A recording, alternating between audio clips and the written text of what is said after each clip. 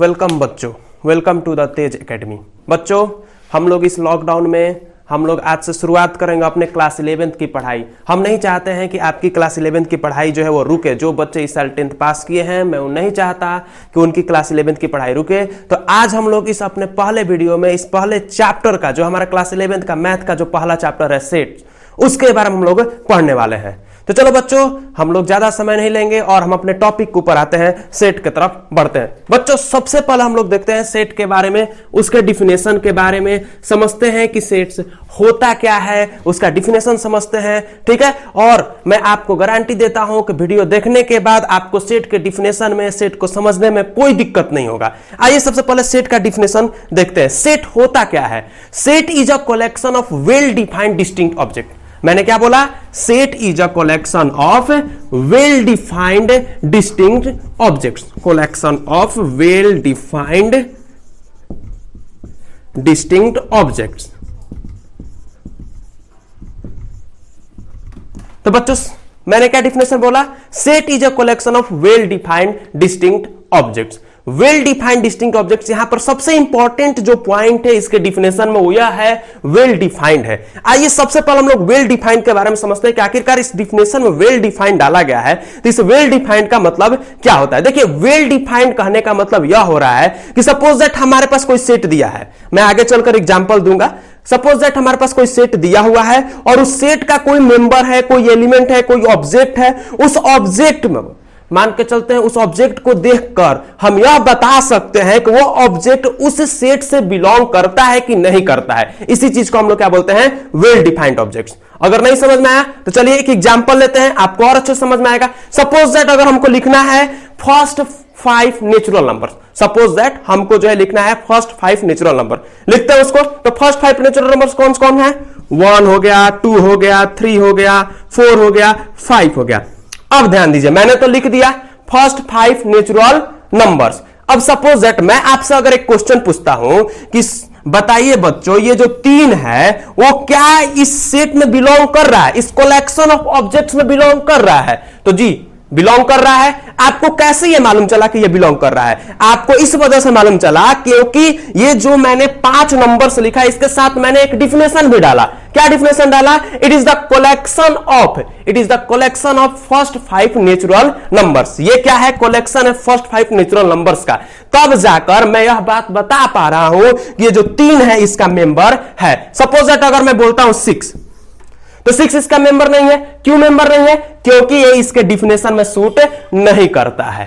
बात क्लियर हुआ? तो सेट किसे कहेंगे? Set is a collection of well defined distinct objects.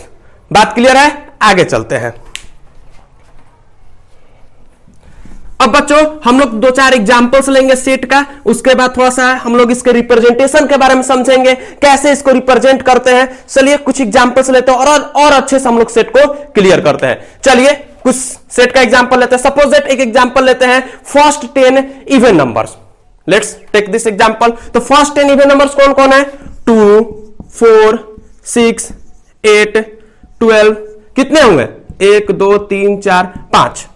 आप ध्यान दे सकते हैं, यहां पर मैंने कितने ऑब्जेक्ट्स लिखे हैं? 5 लिखे हैं। और यहां पर मैंने क्या लिखा है? 12 लिखा है। लेकिन मैंने क्या बोला था? First 6 even numbers. मैंने क्या बोला था?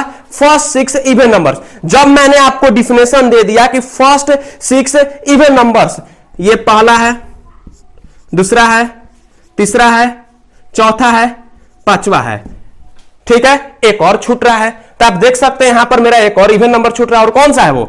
10 है। तो ये क्या है? ये collection of first 6 even numbers है। Collection of first 6 even numbers है। आप बहुत को यह सोच रहे होंगे कि सर 10 को यहां तो लिखना चाहिए, 12 को यहां लिखना चाहिए। तो मैं आपको पॉइंट बताता हूं। पहला पॉइंट याद ध्यान दीजिएगा कि जब कभी भी हम सेट को लिखते हैं, तो उसको किस ऑर्डर में लिख रहे हैं इससे कोई मतलब नहीं है। जब कभी भी हम सेट को लिखते हैं तो उसको हम लोग किस ऑर्डर में लिख रहे हैं, उसके एलिमेंट्स को किस ऑर्डर में लिख रहे हैं, इससे हमको कोई मतलब नहीं है। यानी कि इसको हम ऐसे भी लिख सकते हैं। बस हमारा जो डिफिनेशन है वो क्या करना चाहिए? क्लियर कर देना चाहिए। हमारा जो डिफिनेशन है सेट का वो क्या कर देना चाहिए? क्लियर कर देना चाहिए। बात समझ में आई? आगे चलते हैं। ध्यान दीजिएगा, थोड़ा सा सेट का लिखने का तरीका हम लोग समझते हैं। पहली बात, सेट को लिखने में सबसे इंपॉर्टेंट बात यह होती है कि जनरली हम लोग सेट को लिखने के लिए जो सेट का रिप्रेजेंटेशन होता है उसका हम कैपिटल लेटर का यूज करते हैं। जैसे suppose that capital letters you all know very well, A B C D, इन सब लेटर्स का हम लोग क्या करते हैं, यूज करते हैं सेट को दर्शाने के लिए। दूसरी बात, जो सेट के मेंबर्स होंगे, सेट के जो एलिमेंट्स होंगे, सेट के जो ऑब्जेक्ट होंगे, उनको हम लोग क्या करते हैं, स्मॉल लेटर से लिखते हैं। किससे लिखते हैं, small letter. Just take example A B C D E F, ठीक है।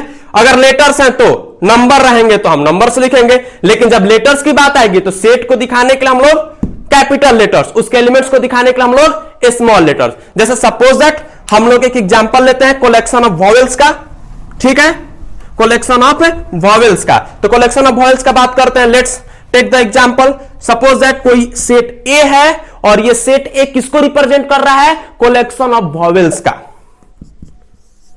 ठीक है, ए ई आई ओ यू, ये हमारे 5 वॉवेल्स है ना।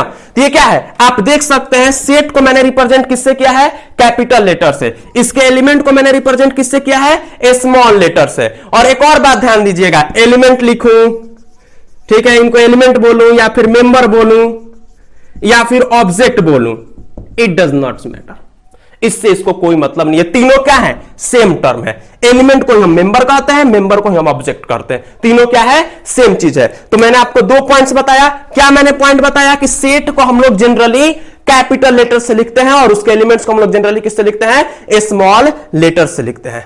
बात क्लियर हुआ है, आगे चलते हैं।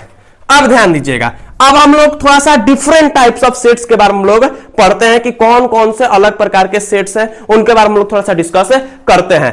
पहला एन, एन जो है हम लोग एन किसको कहते हैं, it is a set of natural number. N से हम लोग जनरली नेचुरल नंबर के सेट्स को दर्शाते हैं। एन से हम किसको दर्शाते हैं, सेट ऑफ नेचुरल नंबर्स।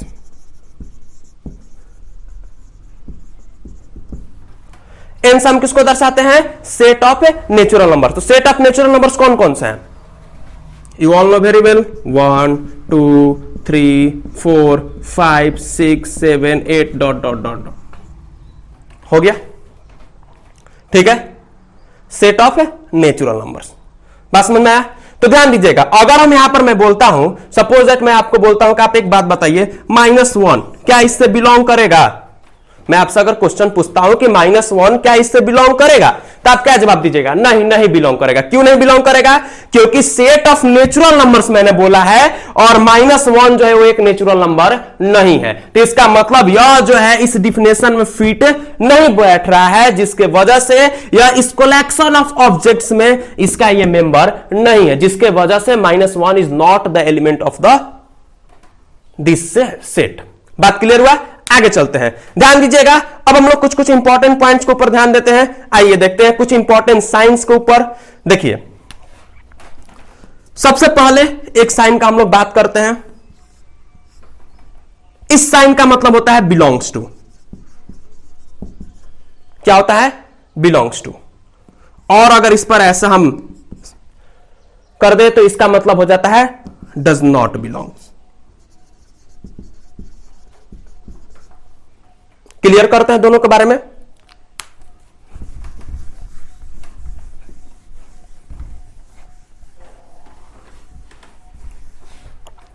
दोनों के बारे में क्लियर करते हैं। आइए देखिए, सपोज दैट अगर हम लिखते हैं set of 10 even numbers, set of first 10 even numbers. Suppose that लिखता हूं मैं set of first 10 even numbers और उसको रिप्रेजेंट करता हूं ए से। लिखता हूं मैं उसको, कौन कौन है फर्स्ट 10 इवन नंबर्स, 2 4 6 8 12 14 10 20 16 18। 10 हो गए, 1 2 3 4 5 6 7 8 9 10 हो गए। मैंने आपको बोल चुका हूं कि ऑर्डर से इसको कोई मतलब नहीं रहता है कि किस तरह से हम इसको लिख रहे हैं। बात क्लियर हो रहा है। तो ये क्या है, फर्स्ट 10 इवन नंबर है। सपोज दैट अगर हम बोले 14 को, तो 14 क्या करता है, इसमें है प्रेजेंट 14 क्योंकि ये एक इवन नंबर है और मैंने यहां पर आप देख सकते हैं कि मैंने यहां पर 14 को लिखा है। तो इसको मैं क्या लिखूंगा, 14 बिलोंग्स टू सेट ए। अगर मैं बात करूं 22 का। तो 22 इससे बिलोंग कर रहा है? नहीं बिलोंग कर रहा है, तो इसका हम लोग क्या करेंगे, 22 डज नॉट बिलोंग्स टू ए। बात क्लियर हुआ? अब इसके बाद बात करते हैं नेक्स्ट सेट के बारे में, नेक्स्ट कैपिटल लेटर के बारे में, जिसको हम लोग क्या बोलते हैं, जेड। जेड से हम लोग जनरली किसको डिनोट करते हैं, set of all integers. Set of all integers क्या डिनोट करते हैं जेड से, सेट ऑफ ऑल इंटीजर्स। इसके बाद बात करते हैं क्यू। क्यू से हम किसको डिनोट करते हैं, set of all rational numbers. किसको डिनोट करते हैं, set of all rational numbers.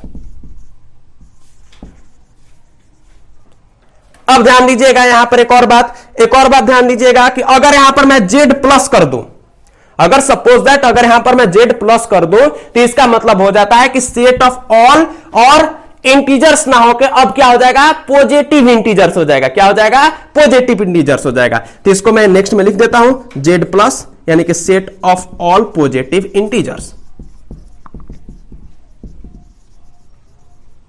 Clear है? माइनस लिख दूंगा तो set of all negative numbers, यहां पर क्यू प्लस कर दूंगा तो set of all positive rational number, minus लगा दिया तो set of all negative rational numbers.